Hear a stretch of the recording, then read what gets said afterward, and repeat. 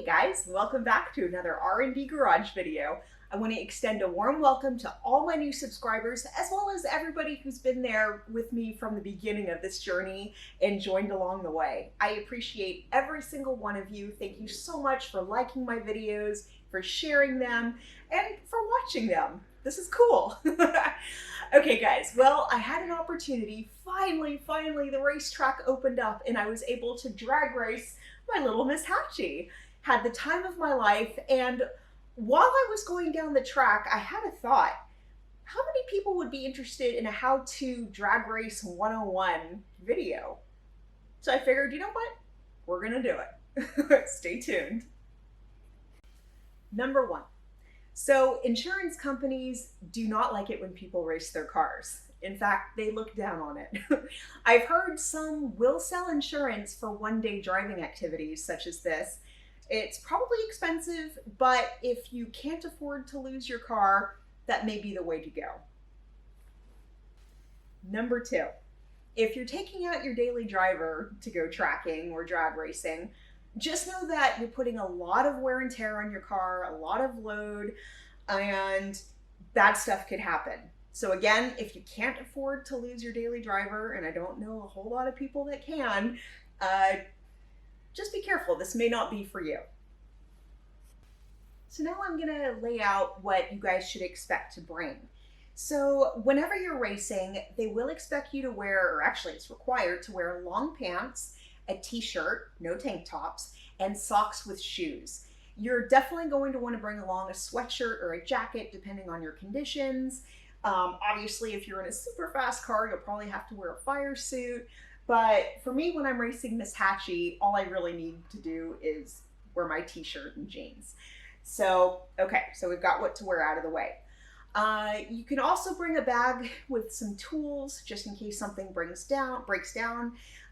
You'll need some water because usually snacks and stuff sold there are expensive. So definitely maybe bring some nuts or something to eat, protein bar, what have you. Definitely bring a marker for when you mark your time on your windshield. You can always borrow something from someone. People are usually pretty friendly at the track, but I always like to bring my own just to, be prepared. The next thing you need are pretty much dependent on the track itself. Now, every track I've been to has had a website, and this is something you're definitely going to want to check with your local track, is depending on how fast a car is, you may need a helmet, you may need a fireproof jacket, you may need a roll cage in your car, you may need a bunch of stuff. So definitely check with your nearest track's website to figure out exactly what you need. Now it's time to do kind of a safety checkpoint inspection of your car. There are various things when you go through the tech at the track that they're going to be looking for, and you don't want to go to all the trouble of finally getting your car ready to track and you show up and they turn you away. So basically what they're looking for is no bald tires, no wires showing. You can run slicks, you can do, drag radials, that kind of thing. Lug nuts are important. Don't have any missing lug nuts, lug studs, anything like that. Not good. Let's see. Obviously check all your fluids.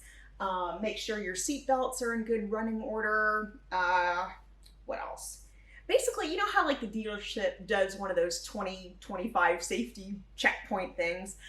Go ahead and do that with your car. Because like I said, there's nothing worse than showing up somewhere super eager to race and then they send you home. Okay, guys, this is the moment of truth. You know all that crap that's been rattling around in your cars for the past, few months or so? Now's the time to get it all out. Okay, so no laundry baskets, nothing rattling around, no loose parts in the back of your trunk. Just kind of go through the car. You're gonna save basically time. You could shave time off your run by getting rid of all this stuff. Also, let's say you have napkins from Taco Bell under your seat that you forgot about. That could actually distract you if, a breeze catches them and they're all over the place and you're like, oh, what's that? And then, you forget you're racing. Yeah, I'm reaching at straws, but all I'm saying is be a little smart about this and just get rid of anything rattling around in your car, just for safety's sake, for weight's sake, for, yeah. So now I'm going to talk about fuel. So I'm just kind of going based off my own experience here, but as you all know, fuel is heavy. And so if you want a faster run, it's my advice to maybe show up, depending on far away your track is, with half a tank of gas.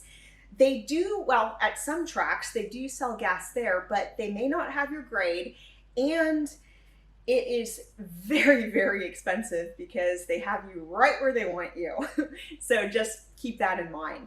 But again, I think half a tank is kind of the perfect amount in my opinion, because anything less than that, obviously you're using a lot of gas, you know, you're basically mashing the gas. And you don't want to run on fumes. I mean, it's kind of okay for the first couple runs, but then if they're not selling your gas that day, how are you going to get home? Got a friend with a gas tank or, you know, gas can to help you out. So yeah, so either half a tank, maybe a little bit less, and that's kind of where I stand on that subject. Now you're traveling to the track.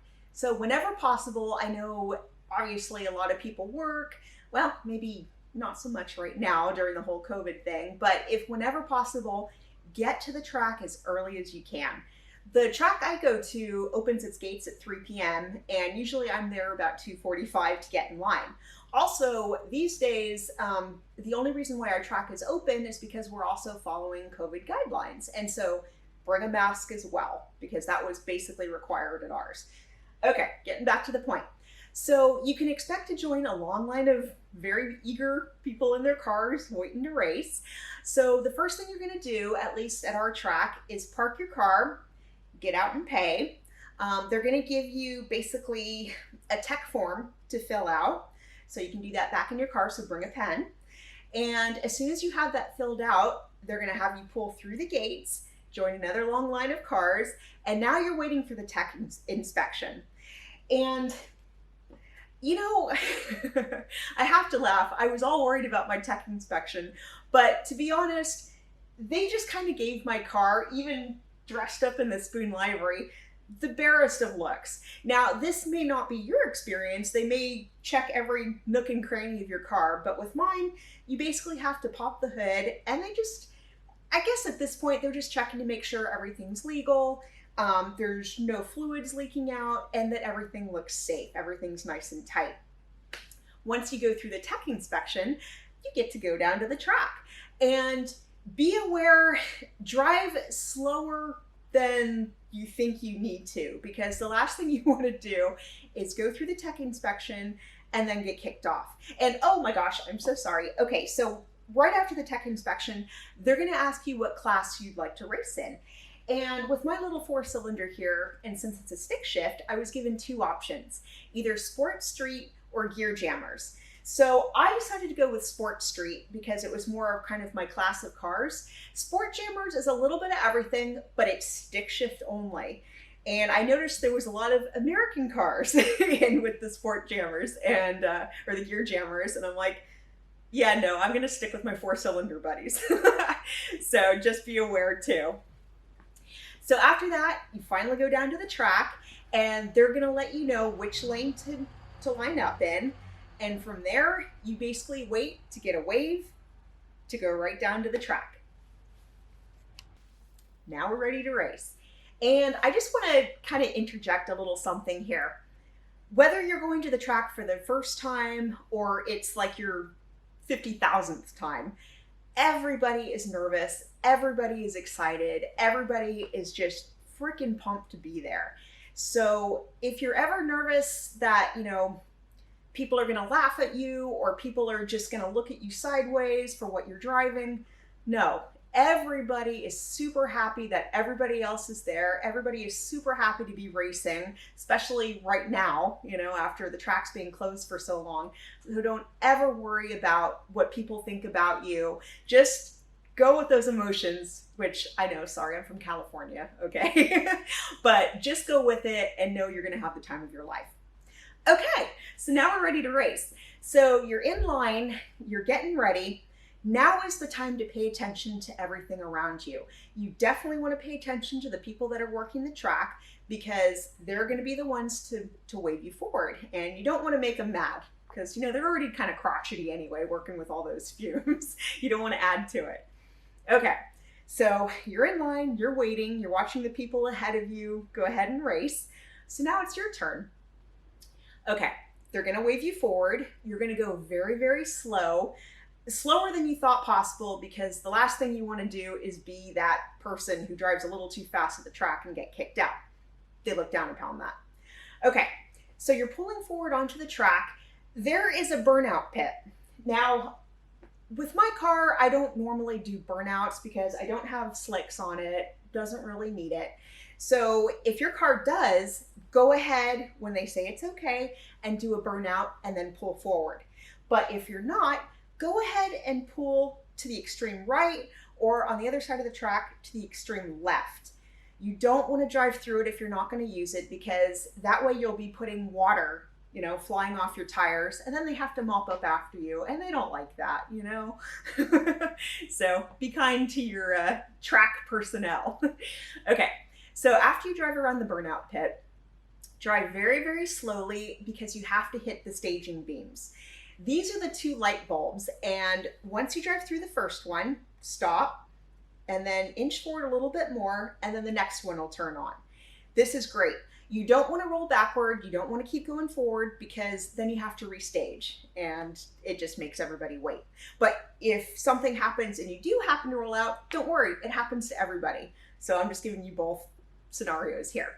Okay, once you're fully staged, you have to wait for the person beside you to stage as well.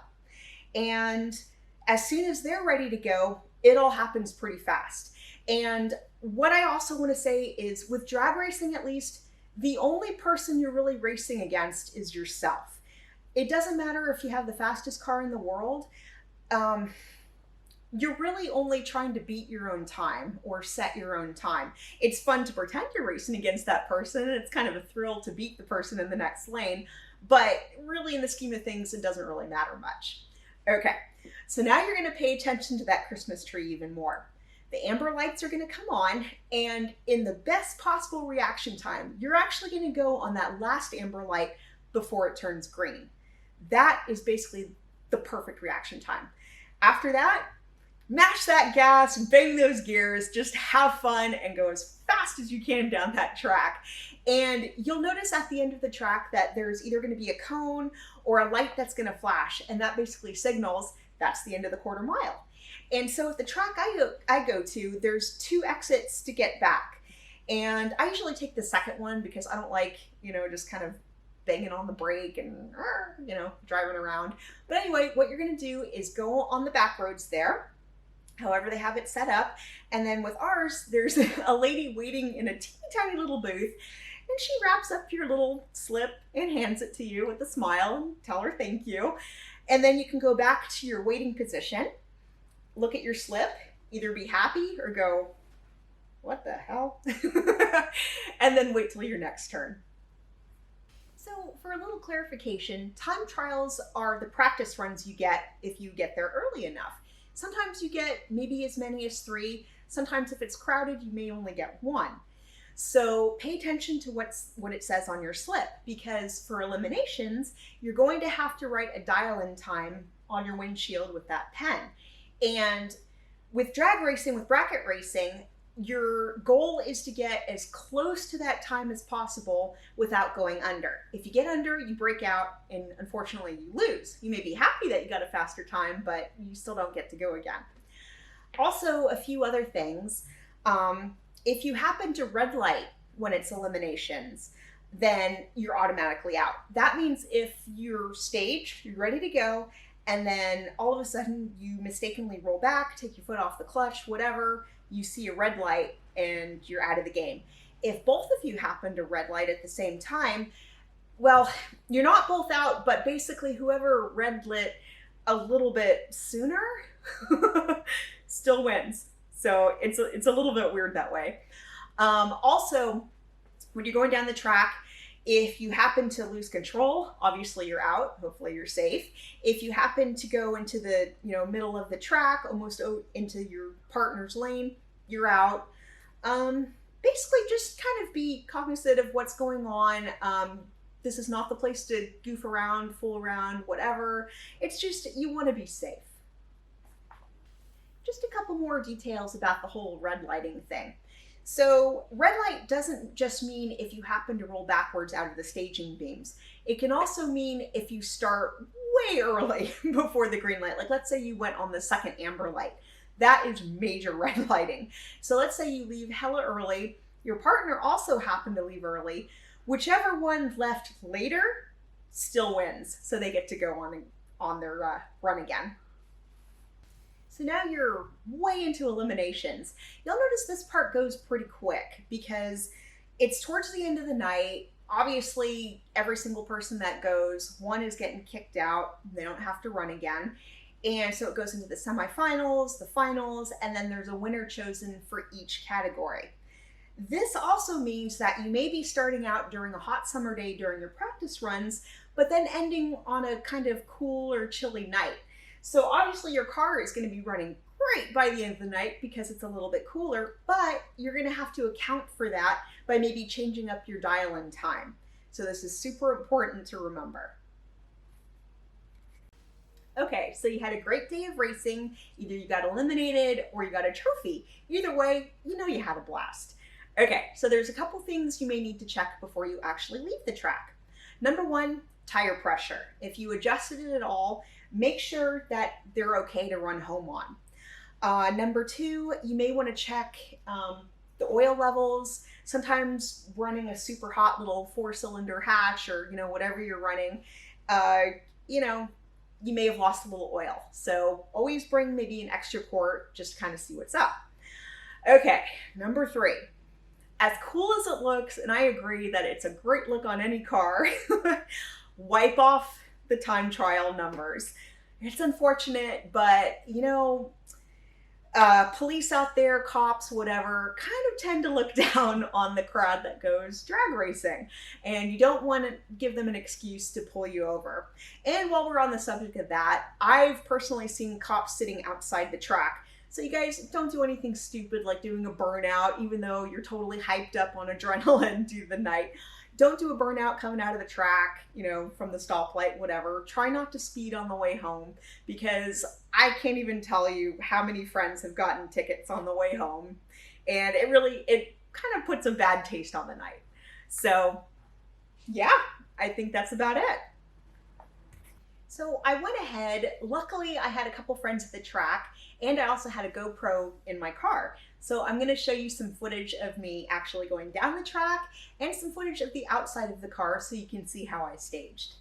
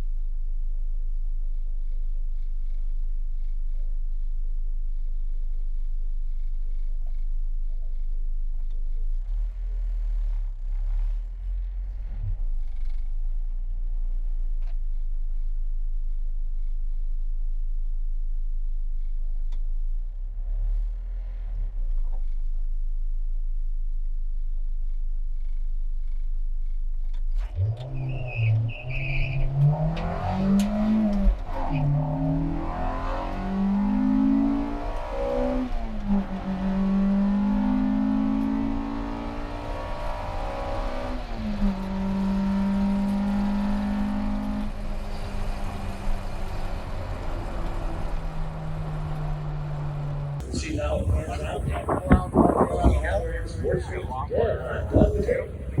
2020 F1. Riley side. Ratio throw. In the 92 Civic.